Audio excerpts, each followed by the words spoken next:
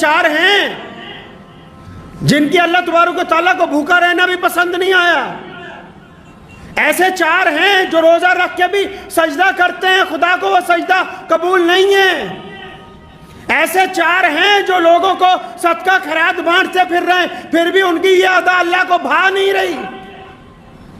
کون ہے بھائی وہ چار لوگ؟ السلام علیکم پیارے دوستو، کیسے ہیں؟ امید کرتا ہوں خیریت سے ہوں گے. اللہ پاک آپ سب کو خوش رکھے. دوستو آج کی اس ویڈیو میں ہم لے کر حاضر ہوئے ہیں مولانا شاہی امام صاحب کا زبردست بیان. دوستو آج کا موضوع ہے چار لوگوں کا روزہ قبول نہیں ہوتا. وہ چار لوگ کون ہے؟ اس بیان کو آخر تک ضرور سنیے گا. تو دوستو ہم لے کر چلتے ہیں آپ کو ہم بیان کی جانب. کیونکہ روزہ تو جیسے ہی شروع ہوتا ہے یہ روزہ رکھنے والے کی طبیعت کو بدلتا ہے، جی ان کے طریقے کو بدلتا ہے. تو پیارے نبی حضرت محمد رسول اللہ صلی اللہ علیہ وسلم سے اگر معلوم کریں یا رسول اللہ کون لوگ ہیں جو اس رمضان میں بھی، ایسے کون لوگ ہوں گے جو یہ روزہ رکھنے کے بعد بھی، ایسے کون ہیں جو رمضان کا مہینہ پانے کے بعد بھی، ایسے کون ہیں جو ان مقدس ساعتوں میں آ جانے کے بعد بھی پھر بھی اللہ ان سے راضی نہیں ہے، پھر بھی اللہ ان سے ناراض ہے، پھر بھی ان کی عبادت قبول نہیں ہے، ان کا روزہ قبول نہیں ہے اور ان کی عبادتیں نہیں اللہ تبارک و تعالیٰ مان رہا. ایسے کون لوگ ہیں؟ تو حدیث پاک میں آتا ہے ہاں ایسے بھی ہیں، چار لوگ ایسے ہیں، چار لوگ ہیں ایسے جن کی عبادت قبول نہیں ہوتی. مردوں میں بھی ہیں، وہ عورتوں میں بھی ہیں. چار ایسے ہیں بد نصیب جو روزہ رکھنے کے بعد بھی ایسے ہیں جیسے بھوکے ہی ہیں. ایسے چار ہیں جن کی اللہ تبارک و تعالیٰ کو بھوکا رہنا بھی پسند نہیں آیا. ایسے چار ہیں جو روزہ رکھ کے بھی سجدہ کرتے ہیں، خدا کو وہ سجدہ قبول نہیں ہے. ایسے چار ہیں جو لوگوں کو صدقہ خیرات بانٹتے پھر رہے ہیں، پھر بھی ان کی یہ ادا اللہ کو بھا نہیں رہی. کون ہے بھائی وہ چار لوگ؟ مردوں میں بھی ہیں، عورتوں میں بھی ہیں. ان چاروں میں سے پہلے تلاش کر لیں کہیں اللہ معاف فرمائے کہ ہم میں سے کوئی شامل تو نہیں. اگر ہماری گنتی ان چار لوگوں میں ہوتی ہے تو اس کا مطلب ابھی ہم خسارے میں ہیں، ابھی ہم نقصان میں ہیں، ابھی ہم پریشانی میں ہیں. کون ہے وہ چار لوگ؟ آیا کہ سب سے پہلے رمضان کے اندر اس بندے کی مغفرت نہیں ہوگی، اللہ تعالیٰ اس کی دعا قبول نہیں فرمائیں گے. جو بندہ شراب کا عادی ہو جائے اور رمضان کے اندر بھی شراب پینی بند نہ کرے تو اس کی مغفرت نہیں ہوگی. اب سارے کہنے گے شکر ہے بھائی ہم تو ان میں ہیں نہیں اکثریت. چلو ایک منزل تو پار ہوئی کہ وہ تو شرابی تو معاشرے میں بہت کم ہوتے ہیں. آدھوں نے شکر ادا کیا ہوگا کہ چلو جی ایک کیٹیگری میں سے تو ہم نکل گئے، پہلے والے فیس میں سے تو گاڑی آگے چل پڑی. فرمایا اس بندے کی بھی عبادت قبول نہیں، اس کا روزہ نہیں قبول، اس کی کوئی عبادت اللہ تعالیٰ کو پسند نہیں. یا اللہ کس کی پسند نہیں؟ نبی علیہ السلام نے فرمایا جو بندہ اپنے ماں باپ کا نافرمان ہے، جو بندہ اپنے ماں باپ کے آگے بدتمیزی کرتا ہے، جو بندہ اپنی ماں کا کہنا نہیں مانتا، جو اپنے باپ کا کہنا نہیں مانتا، جو من مرضیاں کرتا پھرتا ہے، جس نے ماں باپ کی رضامندی حاصل نہیں کی، رمضان میں اس کی مغفرت نہیں ہو سکتی ہے. پھنس گئے بہت سارے لوگ. کئیوں کی گاڑی رک گئی ہے، بڑی بدتمیزی کرتے ہیں باپ کے ساتھ، بڑی سخت لہجے میں بولتے ہیں ماں کے ساتھ کہ پتہ نہیں تجھے میں نے روزہ رکھا ہوا ہے. ایسے روزے کا کیا کرنا جو روزہ قبولیت جن سے ہونا ہے، جن کی وجہ سے روزہ قبول ہوگا، جن کے ادب کی وجہ سے روزہ قبول ہوگا، جن کے آگے نظریں جھکانے سے روزہ قبول ہوگا، جن کے پاؤں دبانے سے روزہ قبول ہوگا، تو ان سے بدتمیزی کرتا پھرتا ہے.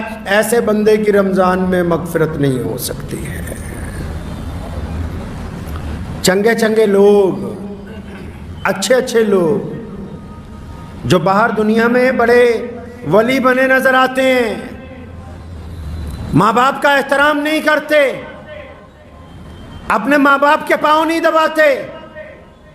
ایک صاحب تھے بڑے معمولی سے دیندار، اور جو دعا کرتے تھے قبول ہو جاتی تھی، اور حالانکہ کئی گناہ بھی کر دینے. تو بڑے حیران ہوئے امام صاحب پوچھنے لگے تو کرتا ایسا کیا ہے؟ کہتا میں نے تو آج تک یہ دیکھا ہے جو بھی مانگا ہے وہ قبول ہو جاتا ہے. کہاں جا کے مانگتا ہے؟ تو نماز پڑھتا ہے نکل جاتا ہے, کوئی لمبی دعائیں نہیں مانگتا. کہتا روز رات کو جب گھر جاتا ہوں نا اپنے باپ کے اطمینان سے بہت دیر پاؤں دباتا ہوں, پھر اپنی ماں کے پیر دباتا ہوں, پھر ان کے دونوں پاؤں کو اپنی بازوؤں میں لپیٹ کے سر رکھ دیتا ہوں اللہ تعالیٰ کی حضور, اور پھر میں نے آج تک اپنے ماں باپ کے قدموں میں سر رکھ کے اپنے اللہ کے آگے جو کچھ مانگا ہے وہ عطا ہوا ہے, آج تک کوئی دعا رد نہیں ہوئی ہے.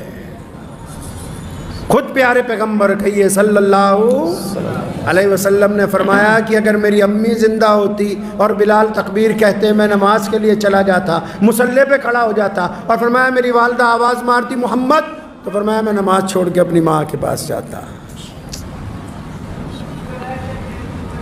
اب جو لوگ اس گناہ میں ملوث ہیں, رمضان میں بھی کتنا خوبصورت موقع ہے, کتنے پیارے دن ہیں, کتنی پیاری راتیں, کتنا پیارا ساتھ ہے. اور اب تو اللہ تعالیٰ نے کتنی آسانی کروا دی کہ یہی جو واٹس ایپ ہے, یہی جو آپ کے ہاتھ میں موبائل پکڑا ہوا ہے, اگر ماں باپ دور بھی ہیں تو معافی کے چند جملے ندامت کے آنسوؤں کے ساتھ واٹس ایپ پہ ریکارڈ کر کے بھیجنے ہیں, چند باتیں فون پہ اپنی ماں سے کرنی ہے, اپنے باپ سے کرنی ہے. اور ماں باپ کے اللہ نے مادہ رکھا ہے معاف کرنے کا.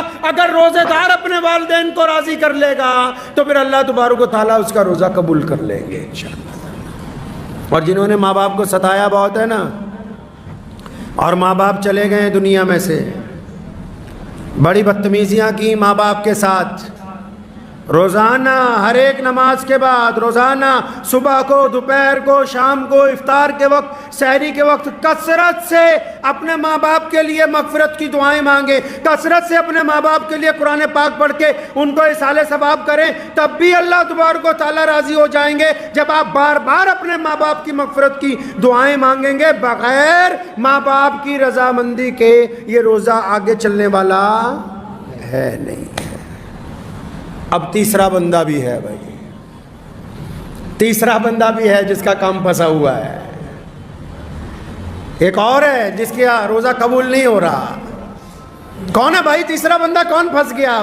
اب تیسرا بندہ وہ ہے جو رشتہ داریوں میں درار ڈالتا ہے, جو صبح شام رشتہ داریاں توڑتا ہے, جو رشتہ داروں کو دھمکیاں دیتا ہے, جو قطع رحمی کرتا ہے, جن کو اللہ اور اس کے رسول صلی اللہ علیہ وسلم نے آپ کے قرابت دار بنایا ہو. صبح شام صرف انہی کی برائیاں, صبح شام ایک رشتہ دار کو دوسرے رشتہ دار سے لڑاتا ہے, صبح شام اپنے پاس سے ایک خواب بناتا ہے کہ وہ رشتہ دار میرے خلاف ایسا کر رہا ہوگا, پھر دوسرے کو بتاتا ہے کہ اس کے خلاف یہ کرو. یہ سارا دن روزہ رکھتا رہے, نماز پڑھتا رہے, صدقے دیتا رہے, جب تک قطع رحمی کے معاملے کے اندر رسول اللہ کی پیروی اختیار نہیں کرتا, رشتہ داروں میں درار ڈالنی بند نہیں کرتا, تب تک اس کا روزہ قبول ہونے والا ہے نہیں ہے. آسیدہ سمجھا کہ نہیں سویر نو سحری کرنی ہے بہترین, اور شام نو ودیا روزہ کھولنا ہو گیا روزہ. بڑی مشکل ہے ڈگر پن گھٹ کی, اتنا آسان بھی نہیں ہے مسلمان ہونا. اعلیٰ ترین قوم ہے دنیا کی, اسلام آج دنیا کا سب سے بڑا مذہب ہے. کائنات میں اللہ تعالیٰ نے سب سے زیادہ عزتیں, طاقتیں, دولت, روئے زمین کے خطے, سب کچھ اس قوم کو عطا فرمایا. ایسے ہی نہیں عطا فرمایا, اللہ تعالیٰ نے اپنے پیارے نبی حضرت محمد رسول اللہ کو صاحب خلق عظیم بنایا. قرآن نے کہا کہ یا رسول اللہ آپ اخلاق میں سب سے اعلیٰ ہیں, اور پھر رسول اللہ نے اپنے اخلاق کو بانٹا پوری کائنات کے اندر. یہ امت اعلیٰ ترین امت اس لیے بنی کیونکہ ان کا کردار سب سے اعلیٰ ہے, اس لیے اللہ تبارک و تعالیٰ نے ان کو پسند فرمایا ہے. چوتھا بندہ بھی ہے, چوتھا تو بہت برا پھنسا ہوا ہے, کئیوں کی گاڑی وہیں رکی ہوئی ہے. چوتھا بھی ہے جس کا روزہ خراب ہو رہا ہے, جس کے روزے کے اندر خرابی ہے, جس کی مغفرت کا فیصلہ نہیں ہونے والا, جس کے سجدے قبول نہیں ہو رہے. چوتھا کون ہے یا اللہ؟ اللہ کے نبی صلی اللہ علیہ وسلم بتاتے ہیں چوتھا کون ہے یا رسول اللہ؟ کون ہے ایسا بندہ؟ ایک تو ماں باپ کا نافرمان ہے, ایک رشتہ داریاں توڑنے والا بھی ہے, قطع رحمی کرنے والا بھی ہے, شراب پینے والا بھی ہے. اب یہ چوتھا کون پھنس گیا؟ اچھے نمازی ہیں جو اس میں شامل ہیں, فرمایا چوتھا بندہ وہ ہے جو اپنے دل کے اندر دوسروں کے لیے بغض رکھتا ہے، نفرت رکھتا ہے، کینہ رکھتا ہے، دوسروں کے لیے بلا وجہ نفرت دل میں رکھتا ہے۔ اب یہ نفرت رکھ کے سجدہ کر رہا ہے، اگر میری جیب میں، عام مثال دے رہا ہوں میں، یہ کوئی قرآن حدیث میں نہیں ہے، اگر میری اوپر والی جیب میں پیسے ہوں، زیادہ سجدہ کروں گا گر جائیں گے، اگر اوپر والی جیب میں نعوذ باللہ کوئی نشے کی چیز ہو تو سجدہ کروں گا وہی گرے نا نیچے۔ کیا ہے اس دل کے اندر جو سجدہ کرتے ہو؟ فرمایا بغض رکھتے ہو دوسروں سے۔ دونوں صورتوں میں، چغلی کو، غیبت کو، بہتان کو ایک ہی کیٹیگری میں محمد رسول اللہ نے رکھا۔ مان لیا کہ وہ بندہ شرابی ہے، مان لیا کہ اس بندے میں خرابی ہے، مان لیا چور ہے، ڈاکو ہے، عیاش ہے، بدماش ہے، لیکن اگر یہ بات تم اس کے منہ پہ کہتے اس کو برا لگتا کہ نہیں لگتا؟ برا لگتا، وہ تم سے لڑ پڑتا۔ تم منہ پہ اس لیے نہیں کہتے کہ منہ پہ کہوں گا تو یہ لڑ پڑے گا۔ تو نبی علیہ السلام نے فرمایا کہ اگر یہ اپنے بھائی کی غیبت کرتا ہے، اس میں برائی ہے تو برائی کو بھی بیان کرنا فرمایا منع ہے، اور اگر اس میں برائی نہیں ہے، تم کہتے ہو کہ چور ہے، وہ چور نہیں ہے، تم کہتے ہو بے ایمان ہے، وہ بے ایمان نہیں ہے، تم کہتے ہو ریاکار ہے، وہ ریاکار نہیں ہے، تم کہتے ہو زانی ہے، وہ زانی نہیں ہے، اگر تم اپنے پاس سے بھی الزام لگاتے ہو، پہلی صورت میں غیبت ہے، اگر اس میں گناہ ہے تو غیبت کا گناہ، اور اگر اس میں وہ گناہ نہیں ہے تو بہتان کا گناہ۔ اب چغلیاں کرنے والے بھی خدا کے حضور بخشے جائیں گے کیا؟ اب بے ایمانیاں کرنے والے بھی روزے میں بخشے جائیں گے کیا؟ جن کے دل غیبت سے بھرے ہوئے ہوں، جو گھروں کے اندر اپنے گھروں میں اپنے بچوں کے ساتھ نفرت رکھتے ہوں،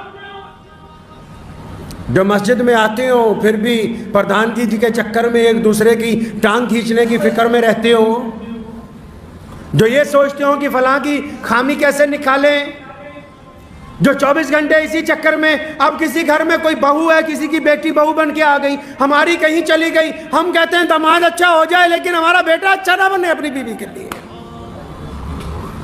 داماد اچھا چاہیے، اپنا بیٹا اچھا نہیں ہو تمہاری بیوی کے لیے۔ روزہ بھی رکھتے ہو، اپنی بہو کی بے عزتی بھی کرتے ہو، روزہ بھی رکھتے ہو، اپنے بچوں کو بھی ڈانٹتے ہو، روزہ بھی رکھتے ہو، اپنے ماتحت کو بھی ڈانٹتے ہو۔ پتہ ہے نبی علیہ السلام نے آخری وقت میں کیا کہا؟ یہ صرف آج تک یہی بتاتے کہ یہی کہا میری امت کو بخش دو، میری امت کے لیے مغفرت کا فیصلہ ہو جائے، میری امت کا کیا ہوگا یا اللہ میری۔ لیکن نبی علیہ السلام نے آخری وقت میں اس کے علاوہ اور بہت سی باتیں کی، ان میں ایک بڑی پیاری بات ہے، فرمایا میں اس بات کے لیے بھی بڑا فکر مند ہوں کہ میرے بعد تم اپنے ماتحتوں کے ساتھ کیا کرو گے، میرے بعد تم اپنے نوکروں کے ساتھ کیسا معاملہ کرو گے، میرے بعد تم اپنے غلاموں کے ساتھ کیا کرو گے۔ جس نبی علیہ السلام نے زندگی میں ظاہری پردہ فرمانے کے وقت بھی اس بات کی فکر کی ہو کہ میرے بعد ماتحتوں کا کیا ہوگا، نوکروں کا کیا ہوگا، ملازموں کا کیا ہوگا، غریبوں کا کیا ہوگا، مسکینوں کا کیا ہوگا، پھر اس امت پر روزے فرض کر دیے گئے ہوں، ان فرض روزوں میں روزے دار بندہ اپنے گھر کے اندر ہی ایک بغض رکھتا ہو اپنے ہی دوستوں کے لیے، اپنے ماں باپ کے لیے، اپنی بیوی کے لیے، اپنے بھائی کے لیے، اپنے عزیز و اقارب کے لیے، اپنے نماز کے ساتھیوں کے لیے، پھر یہ سوچتا ہے کہ میرا روزہ ہو گیا۔ روزہ ہوا نہیں ہے، روزہ نہیں ہوا۔ روزہ تو برائیوں کو جلانے کا نام ہے، روزہ تو برائیوں کو ختم کرنے کا نام ہے۔ اچھا روزہ رکھنا چاہتے ہیں آپ، چاہتے ہیں کہ بہت خوبصورت روزہ ہو، روزے دار کو تو غصہ نہیں آتا، روزے دار کو غصہ نہیں آتا، اور جب وہ غصہ آتا ہے، یہ کون کہتا ہے نہیں آتا؟ ارے آتا ہے غصہ، لیکن روزے دار غصے کا اظہار نہیں کرتا، روزے دار غصہ آنے کے بعد گالی نہیں دیتا، روزے دار غصہ آنے کے بعد غصے کو ضبط کر لیتا ہے، روزے دار غصہ آنے کے بعد ناراضگی کا اظہار نہیں کرتا۔ مطلب روزے دار کو غصہ تو آتا ہے لیکن یہ دوسرے کو غصے کا بتاتا نہیں ہے، کیونکہ یہ روزے دار ہے۔ روزے دار کا عمل اور اس کا کردار اچھا۔ روزہ رکھنا چاہتے ہیں، ماں باپ کی اطاعت کیجئے۔ ماں باپ کہہ رہے ہیں بیٹا جلدی گھر آ جاؤ، کہہ رہے ہیں نہیں ہم تو دیر سے آئیں گے۔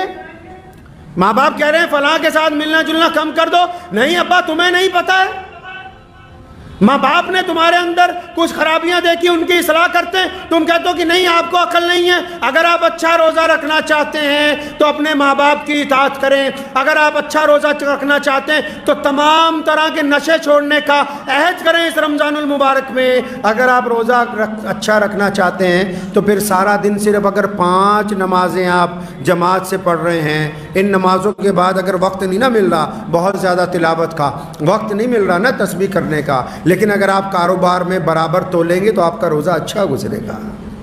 माशाअल्लाह, बहुत ही खूबसूरत अंदाज से बयान फरमा रहे थे मौलाना शाही इमाम साहब। अल्लाह पाक हज़रत की सेहत में बरकत अता फरमाए, आमीन। प्यारे दोस्तों, हम उम्मीद करते हैं आपको बयान पसंद आए होंगे। प्यारे दोस्तों, अगर आपको बयान पसंद आए हैं तो अभी तक हमारे अगर चैनल को सब्सक्राइब नहीं किए हैं तो सब्सक्राइब भी कर लीजिएगा। फेसबुक पर देख रहे हैं तो फॉलो ज़रूर कर लीजिएगा, क्योंकि हम इसी तरह लाते रहते हैं मौलाना शाही इमाम साहब का ज़बरदस्त बयान। तो प्यारे दोस्तों, अपना ख्याल रखिएगा, मिलते हैं किसी नेक्स्ट वीडियो में। जब तक के लिए अस्सलामु अलैकुम, खुदा हाफिज़।